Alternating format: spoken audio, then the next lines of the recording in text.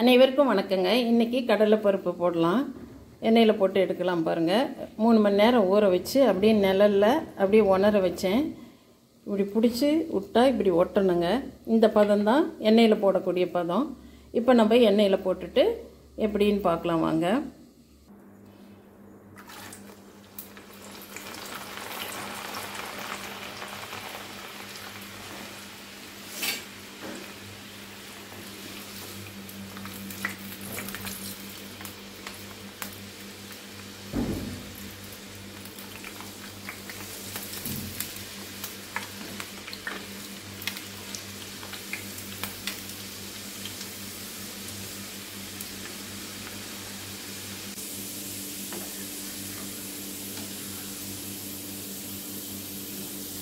பாருங்கள், நல்லா மிதந்து வந்து சலசலப்பு அடங்கிடும்.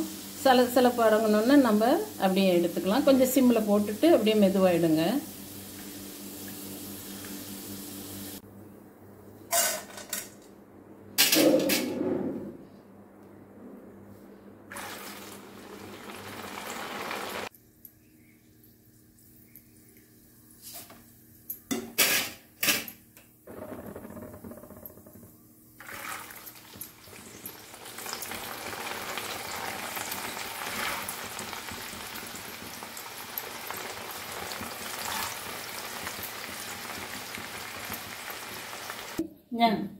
சரி போ.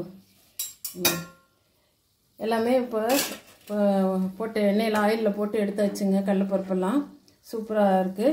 இப்போ உப்பு மிளகாய் போட்டு நம்ம பெசரிட்டு காட்டுறோம் பாருங்கள். கருவேப்பிலை போட்டு எடுத்துக்கலாங்க. நல்லா கருவேப்பிலை பொரிஞ்சோன்னே நம்ம கடலைப்பருப்பில் போடலாம். கடலைப்பருப்பு ரெடி ஆயிடுச்சுங்க. நம்ம வரமிளகாத்தூள், காரத்துக்கு தேவையான வரமிளகாத்தூள் போட்டுக்கலாங்க.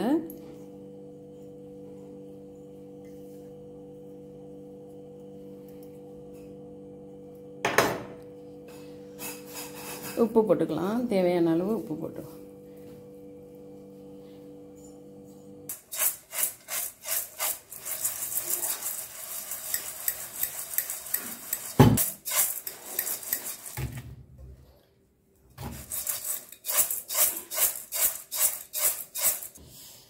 சுவையான காரக்கடலை ரெடி ஆயிடுச்சுங்க. நீங்களும் இது மாதிரி செய்து பாருங்கள். பிடிச்சிருந்தா லைக் பண்ணுங்கள், ஷேர் பண்ணுங்கள், சப்ஸ்கிரைப் பண்ணுங்கள். தேங்க்யூ.